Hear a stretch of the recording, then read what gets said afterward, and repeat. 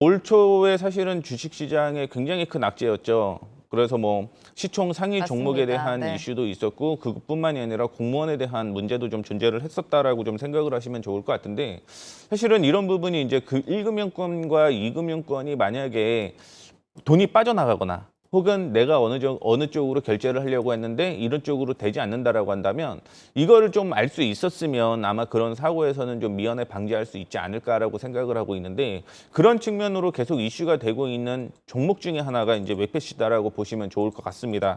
그래서 이제 현재 브랜치 4.0이라는 제품을 계속적으로 출시를 하고 있는데 뭐 대기업이라든가 공공기업 그다음에 8천여 개의 기관에서 사용 중이다라고 좀 생각을 하시면 좋을 것 같고요. 뭐 이런 부분이 과거 같은 경우는 그냥 순전히 문의로만 이루어졌다라고 한다면 지금 같은 경우는 한 5배 수준으로 실제 이거를 쓰려고 하는 그런 측면을 좀 보여주고 있다라고 보시면 좋을 것 같습니다. 뭐 웹패시 하면은 가장 아마 빠르게 다가올 수 네. 있는 부분이 격리나라.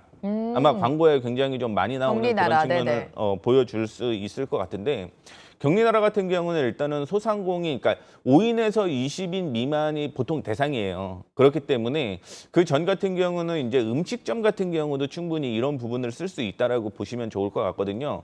그래서 지금 위드 코로나와 함께 엔드 코로나가 되고 있는 상황에서 이런 부분이 계속적으로 11시 8인 계속 늘어난다라고 한다면 당연히 이에 대한 부분도 업그레이드가 돼야 될 음. 가능성이 있다라고 보고 있고 더존비존 같은 경우는 대기업 위주 혹은 큰 기업 위주라고 본다라고 한다면 중소기업에서 웹캐시는 이제 대기업 공공기관까지 퍼지고 있는 그런 측면을 좀 보여주고 있기 때문에 뭐 웹캐시 같은 경우는 충분히 실적적인 측면이 만약에 된다라고 한다면 지금 예상하고 있는 거는 아마 사상 최대의 실적을 지금 예상을 하고는 네. 있습니다.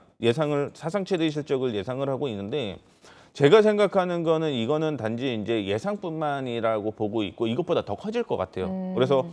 작년에 사실은 좀 줄어들었어요. 그러니까 네. 2019년에 174억에서 155억으로 당기순이익이 좀 줄어들었는데 올해 같은 경우는 197억까지 늘어나게 되면서 사상 최대 실적을 예상을 하고 있습니다. 그럼에도 불구하고 주가 같은 경우는 예전에 47,000원까지 보여줬다가 24,000원대 수준이기 때문에 지금 충분히 저평가다 이런 음. 관점으로서 보시면 좋을 것 같습니다. 근데 웹캐시는 더 좀비즈온을 더 봐야 되는 거 아닌가 이렇게 생각하시는 분들도 분명히 있을 테고 앞서서 리오프닝의 숨은 수혜주다라고 언급을 해주셨는데 리오프닝과 관련해서 좀 구체적으로 어떤 연관이 있는지도 궁금하거든요. 네, 네. 드렸던 것처럼 일단 5인에서 20인 미만이 대상이다라고 얘기를 해드렸고요. 네. 그렇다라고 한다면 이게 소상공인에도 격리나라를 굉장히 좀 많이 쓴다라고 보시면 좋을 것 네. 같습니다.